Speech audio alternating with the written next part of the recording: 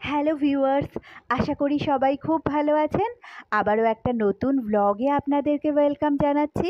আপনারা দেখছেন daily life inspiration. তো সঙ্গে থাকুন, দেখতে থাকুন ব্লগটা।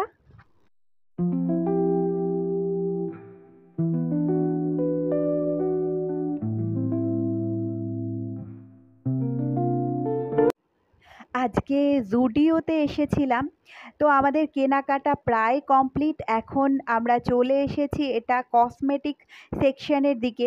এখানেও টুকটাক কিছু কেনাকাটা করে নিয়ে তারপর চলে যাব বিলিং কাউন্টারের দিকে। আর এখানে আজকে ভিড়টা দেখুন। এই দিকটা অবশ্য কসমেটিক সেকশন। এখানে মেয়েদেরই ভিড় একটু বেশি দেখতে পাওয়া যাচ্ছে। তবে পুরো মলটাতে কিন্তু ছেলে মেয়ে সব রকম লোকজনই দেখা যাচ্ছে।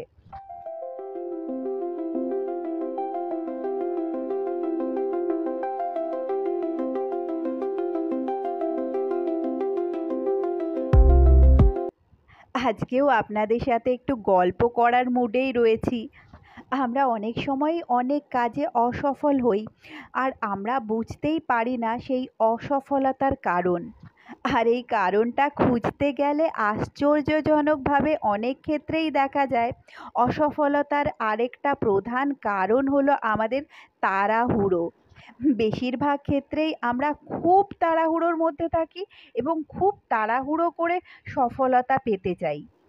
যখন আমরা খুব তাড়াহুড়োর মধ্যে থাকি তখন কিন্তু আমাদের মাথা কাজ করাই বন্ধ করে দেয় এবং আমরা ঝটপট করে বিভিন্ন ভুল সিদ্ধান্ত বা ভুলভাল স্টেপ নিয়ে ফেলি।